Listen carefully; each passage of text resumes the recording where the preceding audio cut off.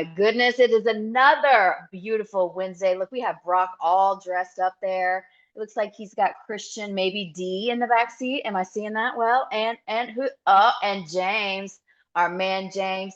Listen, y'all, if you're ever in the Charlotte area, and James does travel as well, he has an amazing media company called YLR Media, completely unplanned this plug. But James, you are amazing. I'm so excited that you're going to be there. They are going to support our great friend, Miss Justine Derby in the Atlanta area. Justine is hosting an amazing event, especially for real estate professionals. And so, if you know any real estate agents in the Atlanta area that can pop over and support Justine, go learn and grow their skills, send them her way. Brock can get you all of the information about how to actually be there because I don't know what that is, but I just felt like we needed to do a little plug to support our girl who supports us so well. So great morning, everyone. I love the new picture, Diane. I love that picture. So welcome back to Wednesday Wisdom, friends. I am your host, Miss Rebecca Black, and today's conversation is one that I know is going to touch some hearts and stir some souls. My guest today is someone whose life has been lived on stages and runways that most of us only see in magazines. My friend Claudia Mason, she's not only a former supermodel who walked alongside icons like Naomi Campbell, Cindy Crawford, Christy Turlington, gracing the covers of Vogue, Elle, even Harper's Bazaar, and becoming one of the faces that defines an era of fashion. But what I love most about Claudia's story is that her story is not just about beauty or fame. At its core, it's really about resilience. You see, years after her modeling career, she suffered a stroke that completely changed her perspective on life, on confidence, and her faith. And instead of letting that moment define her, she actually transformed it into fuel for a deeper purpose in life. Today, Claudia is an author, she's a speaker, a coach, and an advocate for stroke awareness. She helps others tap into the kind of confidence that goes way beyond your outer appearance. She teaches the kind that becomes a spiritual anchor when life hands us the unexpected, as we all know so well that it does sometimes. And what I love most about Claudia is that she embodies the truth that confidence is not just about how you walk into a room, but it's about how you rise after being knocked down. Her journey reminds us that true confidence creates spirituality because when you learn to believe in yourself again, you start to believe in something bigger than yourself as well. So it is my absolute honor and privilege to welcome to Wednesday Wisdom my friend, Miss Claudia Mason. Welcome, Claudia. Thank you so much, Rebecca. What a beautiful introduction. Thank you. Grateful to you. You are so welcome, Claudia. And so, I think that most people, when we hear the word supermodel, we think of these people who are doing like all of these crazy things. And that's one thing that I've always admired you for because you have never been into like trying to keep up with an image or what anyone else ever expected of you. So you've always been deeply rooted in that. And so kind of and I know the story, but most of these people don't know the story. If you'll just share a little bit about how you were raised up and the role that your mother had on this holistic lifestyle that you've pretty much always lived. Yes, thank you for that. And what a great question how you phrased it. There's so much that it brings up in me that I want to share. With my mom, my mother was ahead of her time with an approach to holistic and homeopathic care, health, eating well for health, most importantly, also beauty, exercising for health, also beauty, outer beauty we're talking about, inner health always, because she had struggled with a horrible disease as a young person before I came around. So she found her way out of that. Besides allopathic and wonderful medicine, there was the whole alternative and naturopathic. She really embraced and helped heal her and realized, oh, it's healing my organs. And also, ooh, making me look beautiful on the outside. Wow, go figure. So I was raised with all of that. Eating for health and beauty, exercising for health and beauty, and most importantly, the spiritual life, because we don't know how you can be told to eat well and because of A, B, and C, but we have to divinely align. You know, divine alignment leads to divine action, as I always say. So she was my first spiritual teacher, Rebecca. I love that. I really, really love that. And you know, so Claudia, when you take like that holistic, like deeply rooted personal sense of self, and you've walked on stages, for giants like Versace and Calvin Klein, Chanel, Oscar de la Renta, you've been with some of the top photographers in the world. So when you go from that holistic world to that highly curated world, how did that new world kind of shape your sense of confidence early on? And how did those experiences in that transition, because those are two completely different worlds, one that is all about appearance and everything needs to look perfect, and one is deeply rooted in like what God created us to be. How Yes. did you navigate that world? Yeah, and great question. And I think back, I'm just going to start with my mom again, because as much as she was about the inner life and health and healing, she was very vain. And She she'll wanted tell to look you, good. oh, she was like, always. I can see her right now doing her makeup and her little thing. Oh, she wanted to look good, Rebecca. So Don't we she, all? Because we do yes, feel better about ourselves when we feel like we look good. absolutely. And absolutely. And but then you go, what's first? How I'm aligning inside to help me look good on the outside and know what to choose and what healthy mascara or non-toxic, if you will, mascara, or do I start with that and that makes me feel good? I mean, I think it always starts with the inner life. But then, so I was aware of being healthy, keeping myself healthy with foods and all of that, and how to stand up straight and how to hold yourself definitely came from my mom initially, and that outer beauty awareness of oneself and dance. I was a highly trained ballet student from a young age.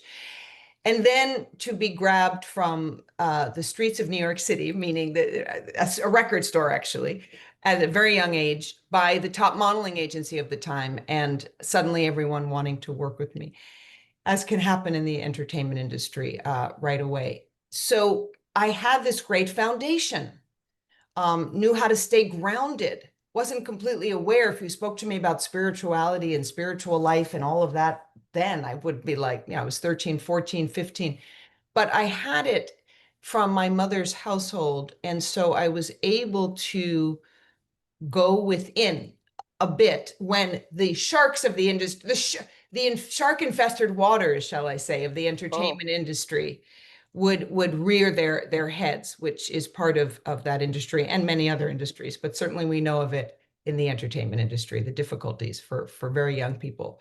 So instead of kind of getting lost to the sex, drugs, reckless sex, drugs, and rock and roll, and the superficial side of it, there was something in me that was able to kind of rest inside of myself. That's a spiritual life. Wouldn't have been able to yes, call it that then. But I yes, had this grounding from my mom, and she had she was depressed at some point. I'm not, this was not a perfect woman. Who is perfect? No one. But she had a lot that she was wrestling with, a lot yes. of demons, but she managed to give me these incredible foundational tools, Rebecca. So that's how I can answer that question of then when I was thrown into this incredibly glamorous industry that, as my mother would say, people would give their eye teeth for. It's such an old sounding phrase, like, well, eye teeth. But I remember as a kid, she would always say that they would give their eye teeth. You understand what's happening. Now you have to appreciate it. Now you have to. So it was a lot of noise from her growing up in Manhattan and the industry. And I needed to find, my silence in within that. And that's where the spiritual life became more and more important. But I guess if that can answer it in Yes, some no, way. that does answer it. And so what I'm hearing is that you were able to stay outside of the highly polished, highly curated experiences, and you stayed away from the reckless sex, drugs, and rock and roll, because you've always had that inner sense of peace and you've recognized your own power and kind of what you were put on the earth to do, whether you really realized that that's what was happening and the path that you were taking. Yes, and when you say that exactly, I could not have understood that at that age in the way that you and I are speaking about it now. But there was something that just recoiled from, I mean, the sexual predation. We all have stories, you know, thank God mine are not, is not, my stories are not the worst stories at all.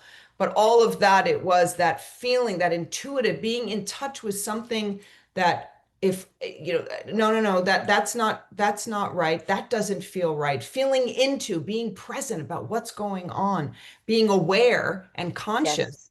of myself and my surroundings, and perhaps also growing up in Manhattan. I mean, had a lot of experiences growing up in Manhattan that were not easy, but that forms you, you know. Yes. Yes, it does. And it's like that spirit of discernment. Like it's that inner, it's like the Holy Spirit in you that just it gives you that spirit of discernment, like, hey, this is your little Yeah, red flag. Something's not right completely. here. Completely. Yes. Rebecca, when I think of even walking through the streets of Manhattan where I'm currently living, and there's always building and construction going on, and I have this funny aversion to, I don't want to walk under the construction.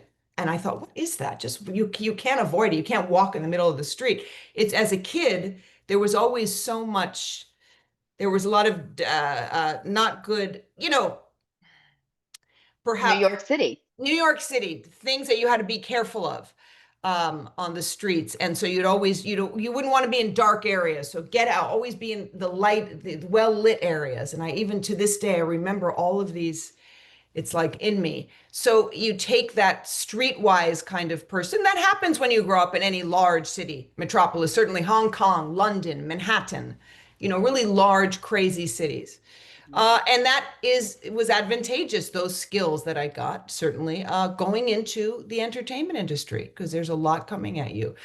So the groundedness of my mother's house, even though it was a lot of noisy craziness in a lot of ways, and into and just really being in touch with an intuitive.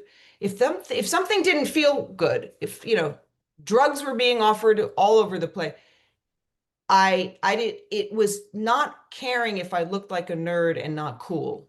And somehow I just didn't care about that as much, even as a young Yeah. person. Okay, I'll cry in the bathroom because they don't think I'm cool, but I'd rather do that somehow than take this drug right now. And I wasn't perfect. You know, you experiment a little here and there in life. You fall down, you get up, you fall down, you get up. Got to keep getting back up to bat. And Yes. Yes. And talking about getting back up to bat. So going from being the supermodel to having a stroke. And the stroke that you experienced, it was sudden. And my understanding, it was a cervical dissection. And you described that walking through that crisis and its recovery because your physical impairments, like you didn't lose like mobility in one part of your body, but you did lose your ability to see. Your vision was affected. So kind of tell us, what was it like, again, leaning back into like that internal spirit that is driving you whenever life as you know it is drastically changed. tell you how it is to after that experience, how I went on, how I just Hmm. continue. Yeah. Hmm. Oh my goodness. Spiritual life is key. Oh my goodness. I don't know what I would have done without it.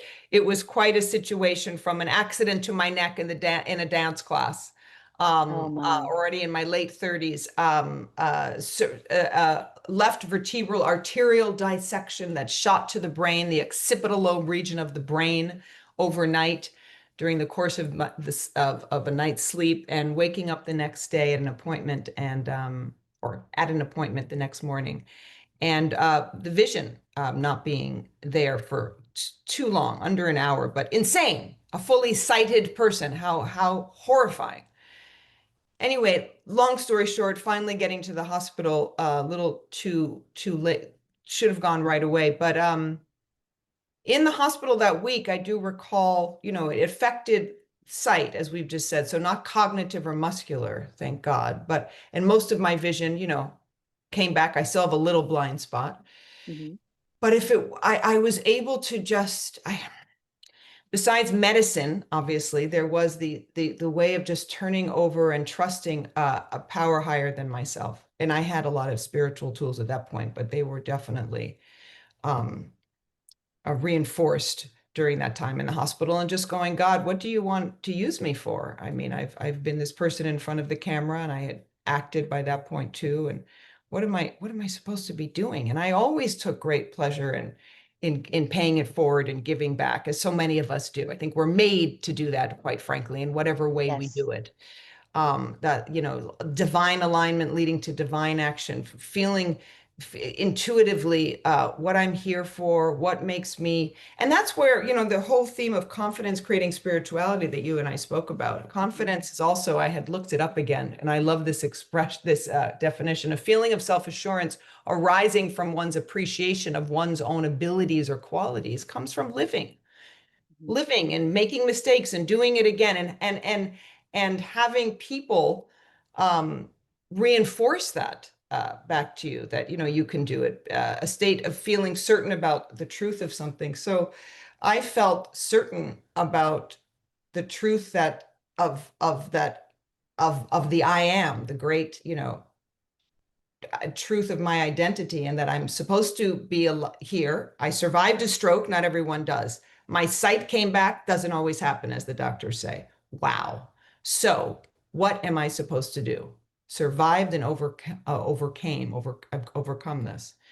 And it was more and more, sure, model still. And I've been very fortunate with the huge career that I can still do that from time to time now. But I'm supposed to be doing something else. I'm supposed to be helping people, with their resilient nature, to discover the joy of a more resilient life based upon conscious behavior and inner guidance. Yes. This and more you shall do, kind of, here we got this, humans.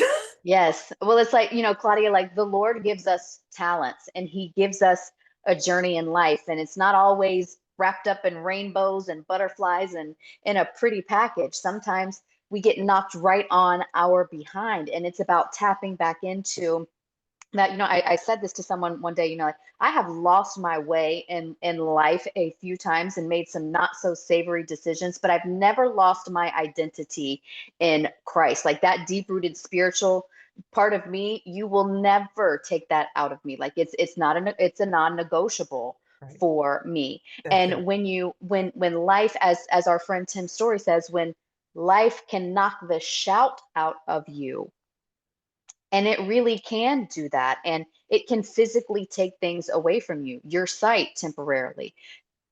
Thank you, Jesus, that your mobility and your muscular stuff was not affected. But coming back from that and retapping back into that inner being and using our situations that have happened for the greater good to share the story Oh, of love and overcoming and resilience. And that's really what I yes. love most about your story, is how much you share it to help others. And Yeah. I want to pivot and talk about your book. So, your book is titled Finding the Supermodel Within. And let me tell you why I love that title so much. Because confidence is the thing that I have been professionally teaching for over 19 years. Okay. And so many people, they look at all these pictures and they're like, well, I want to dye my hair blonde because I want to look like Jennifer Aniston. And I want to perm my hair because I want curly hair. And it's like, we can fix all of those things on the outside. I can give you any kind of hairstyle it is that you want. I can show you how to do your makeup. I can show you how to do all of those things.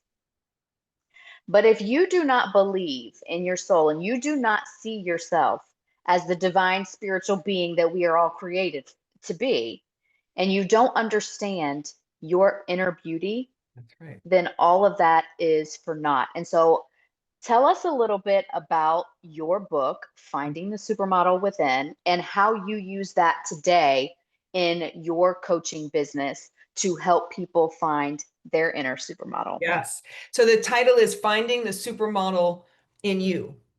in Um, you.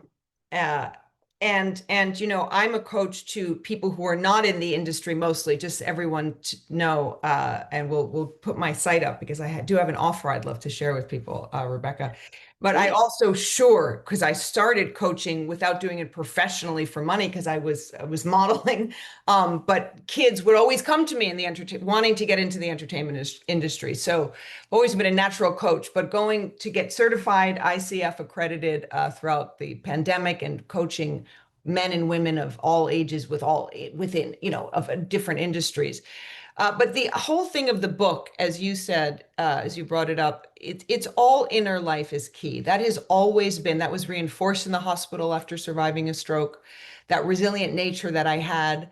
Uh, um, really had to come alive and had to help me get back into life after this incredible health crisis. And so what I focus on in the book, certainly, which I don't mention the stroke, is as you were saying, look, you want to wear the right mascara and you want to use the right hair products, and that's all fine. We all like our certain products, the certain clothing.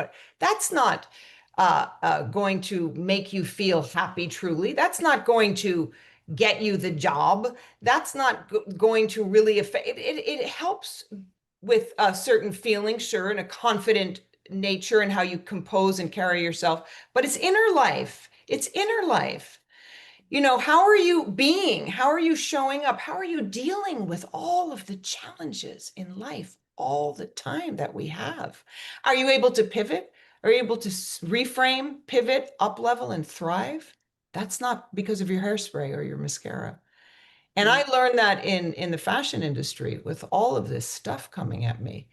And it didn't matter how many Chanel bags I had. Oh my God, it didn't matter how many cars. I mean, all of that. And there's nothing wrong with that. But how are you showing up and being to get through life? Once we realize the tragic aspects of life, then we can see how magnificently beautiful it is. And when I say spiritual, I'm not religious. I wasn't born in a religious household. I think all of the main religions are awesome and beautiful, but it's at the core is spirituality, and that's in every single person. It's not, it's not a human form. It's that the Jedi Force, if you will. Oh, it's so magnificent. And we go into that silent, we transcend, and it's all possible. Everything is possible. I get chills just being in conversation about it with you right now. Mhm. And then you take action because we don't just sit on a rock in that beautiful feeling. You can do whatever you want in life, but we are here. We are creatures that need other creatures, and we must help each other. We must. And it starts within, because then we can pivot instead of Yes. reacting to you. I don't agree with you, Rebecca, so what am I going to do about it? So what, I don't agree Right. with you. Maybe I can learn from you if I Right. can internally shift. And why is Rebecca triggering me? Obviously, just using your name as an example and you. Right. Right. Why is she triggering me now? What's going on within me? It's not about Rebecca. So she doesn't like this and I like that. So she doesn't believe this and I like that. So am I going to get all woo about it and ruin my No. day and ruin possibly the opportunity that Rebecca is bringing to me right now? How Yes. insane. Shame on us. And obviously, we're living in a time we're not going to go there of all of this insanity. No, no, no, no. We are the same, same, same, same, same, same, same. Yes. And I love how you say that. It's, we don't always have to agree on everything, but we have to have that discernment within ourselves to recognize that if someone says something that doesn't resonate with us, that makes us feel a certain kind of way, understand why it makes you feel that way. Like take that first action step. It's like if That's right. someone says something that I'm like, who do they think they are? And it's like, wait a minute, well, Yep. who do you think you are? Like, That's right. why does this bother you? And And as you said, we could learn something from each other because we have far more in common than what divides us. that's right. And we've been put in a vacuum that feeds us, like, where whatever it is that you believe in any aspect of life, whatever it is that you are drawn to. I'm just going to leave this right here. Everything that you click on, every post that you click on, especially on social media, especially on YouTube, every Google search that you do, all of those things, they begin to create a profile about you, and they begin to feed you things that support your way of thinking. And so when we think that, how did we get to this indoctrinated society where if I don't agree with Claudia, like Claudia and Rebecca, they just don't see eye to eye, that we want to harm each other? It's because our social media has isolated us. It has put us in a vacuum. The algorithm feeds us stuff that supports our viewpoint, whatever that may be, and it begins to shift it, and it begins to shape it, and Yeah. it begins to teach you the us versus them mentality, and then it begins to build on that. And then you get to the radicalization part, because when you start to think, like, how did my neighbor become radicalized? That's exactly how it happened, and it's happening in scary Yes. fast times right now. But Rebecca, way before we had technology, humans have been dealing with this. So I'm not going to just blame, you know what I mean? And the Yes, algorithms and everything. I mean, yes, we have a lot coming at us and we're in it with the AI and the whole situation. But I mean, human beings have been having to correct and right align since the yes, beginning. Look what they've been doing we humans have been killing each other since time immemorial, way before yes, the computers. So this is really awareness, acceptance, action. Am I aware of what is going on in my reactive nature and how much I suddenly hate this other person who I don't know? Oh, if I'm mhm. aware of that, can I accept that it's on me? That's what we're saying. That's I mean, exactly if what the we're person saying. is not stabbing me, you know, if which is most often we're not going around being stabbed, right? So if I can accept my absolute being out of alignment and out of tune with myself. Mhm. And then I can take a different action. But that all is so much Absolutely. consciousness and awareness. It's just, Yes. But like you said, Claudia, it all starts with action. And so as we close up today, as you look ahead, how do you want your life to reflect that confidence created spirituality, especially for those who see you as a role model? Like, what legacy of inner faith and life and strength do you hope to leave for those coming up behind you? great question. That anyone who has heard my words, who's worked with me, who I've been able to coach, who's been in an audience when I'm speaking, who I've spoken to on the street, if I've from what I have said or how I've shown up, it's all energy, right? It's all frequency, have somehow affected them in a positive way to remind that person of who they really are, you know, the Mhm. greatness of the human nature and the Yes, divine self. And that's made a difference in their life, and they've been then able to pay it forward. Well, what a gift that we can, and we all have that ability. We all yes, can do this. We're all the yes. same. A Course in Miracles says everyone is special and no one is special. And Mm, prayer from lesson 71, Holy Spirit, what would you have me do? Where would you have me go? And what would you have me say and to whom? Please, which is just asking for please, divine, let me divinely align right now, mm. please, so that I can be the best of myself for you all. As you know, I mean, it's so beautiful. And then it all just Everything falls into place whenever you yes, whenever you get into alignment with your assignment, as yes, Tim says. When you get Tim. in alignment with your assignment, magic really does happen. Doors open. You not only have peace in your life, you exude peace and you help others find it in your life. You become that servant heart, that servant action, that servant energy, because it is all just energy. That's right. And Claudia, I want to thank you so, so, so much for today. If you got something from Claudia, Claudia, I know that you have an offer Yes. that you would like to share. Go ahead and share that with us, I would please. Thank you so much, Rebecca, for this opportunity. Thank you all for all of you who are here. And my website, if you go and you sign up with for a comp session with me, a What's your website? one-on-one, claudiamason.com. Shall I put it in the chat, Rebecca? I Oh, just put it in right there thank you, for you. darling.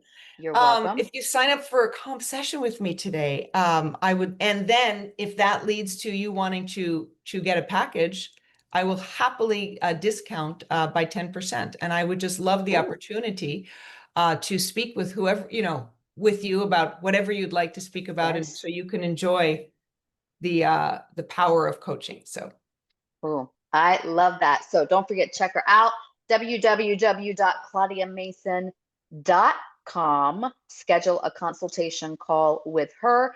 And because you were on Wednesday Wisdom or you're catching a replay of this, you will get 10% off of a package should you choose one. I want to thank you all so much for coming today. Our main man, Mr. Derek Green, will be back tomorrow for the Sauce of Life. We will see you at the same time on the same channel. We hope everyone has a blessed, amazing, fulfilled, and peaceful day. thank Love to you you. all. You're welcome. Thank you, Claudia.